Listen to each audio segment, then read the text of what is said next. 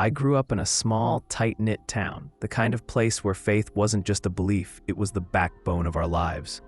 A fundamentalist Christian community surrounded by rolling hills, church steeples, and people who honestly believed they were building a little piece of heaven on earth.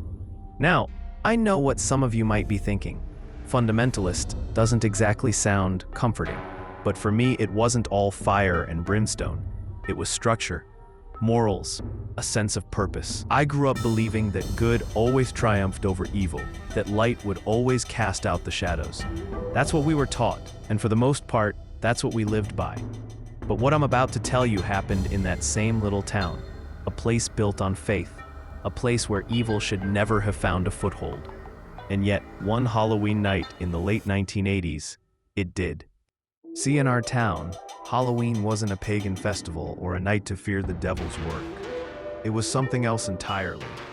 We believed that by confronting the image of evil, by mocking it, we took away its power.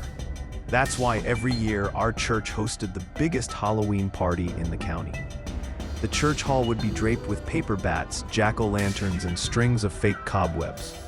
Pumpkins carved by the kids lined every wall, their faces flickering in the candlelight. The mayor, Mr. Watkins, always judged the pumpkin carving contest. Parents, kids, the whole community came together.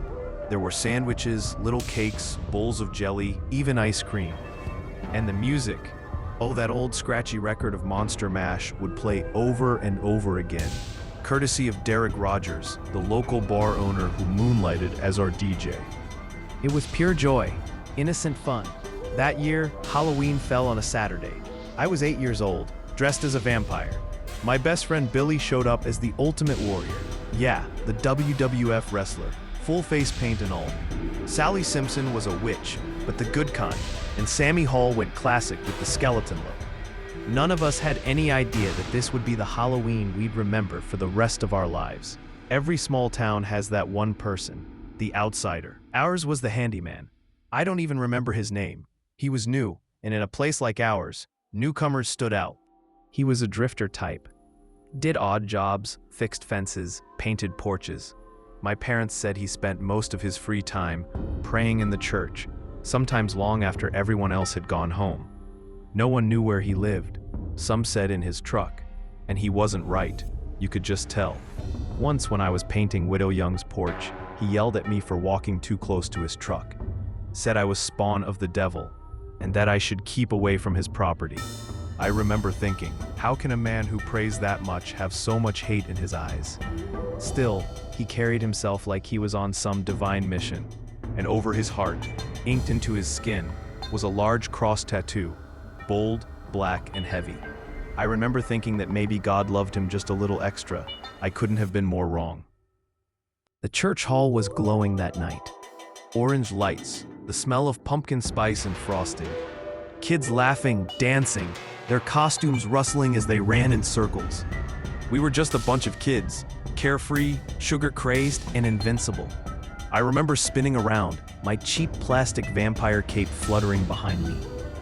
Billy was pretending to body slam Sammy, and Sally was laughing so hard she almost spilled her punch. Then it happened.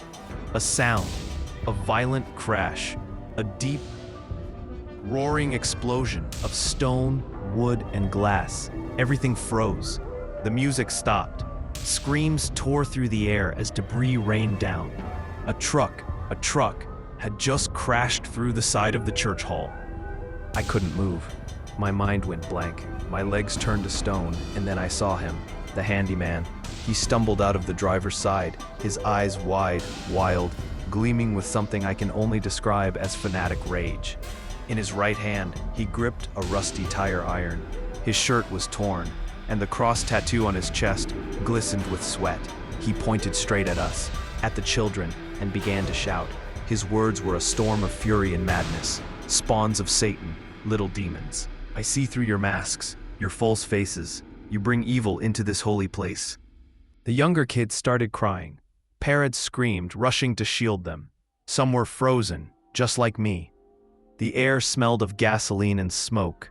The church hall, the place where we sang hymns every Sunday, had turned into a nightmare. I spit out my cheap plastic vampire fangs and yelled back, "We're not evil, sir. We love Jesus, just like you." But his face twisted even more. He started shouting things I didn't understand back then. Hateful, racist slurs. Words no man of God should ever speak. And then he tore off his shirt completely. That's when I saw the other tattoos. Twisted symbols, shaped like crosses but not crosses. Symbols of hate. Symbols that burned into my mind forever.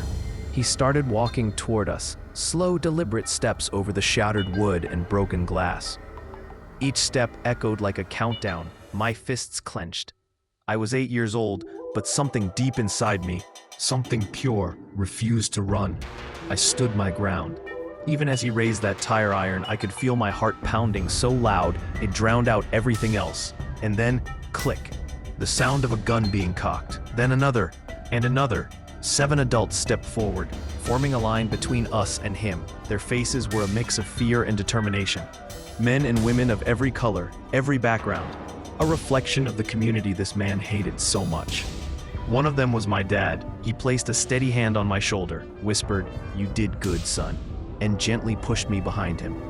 The handyman's breathing grew heavier. His eyes darted from one face to another. He muttered something about cleansing the town, about God's will.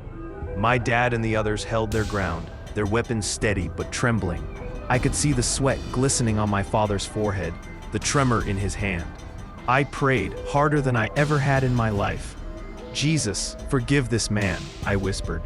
Then louder, "Forgive him, Lord, for he doesn't know what he's doing."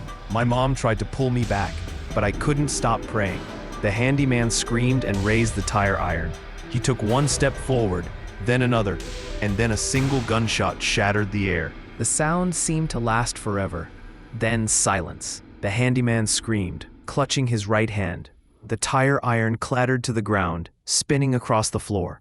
My dad stood frozen, his gun still raised, the smell of gunpowder filling the hall. He'd hit the man's hand, perfectly. A shot of warning, a shot of mercy. The others rushed forward, kicking the man's legs out from under him. He fell hard, cursing and writhing, as they held him down until the sheriff's deputy stormed in through the broken wall. It was over, just like that.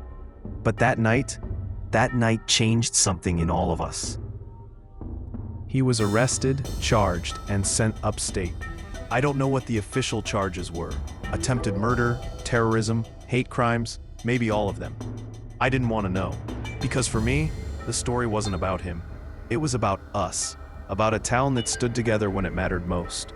We rebuilt the church hall. We kept celebrating Halloween. And every year since, when I see kids in costumes laughing under those paper bats, I think about that night. The night faith met madness, and won. It's been nearly 40 years now. My dad's still around. Still can't hit the broadside of a barn, as he likes to joke. But that one night, his bad aim saved us all. He'll tell you he hit exactly where he wanted. I'm not sure. Maybe God helped him aim that night.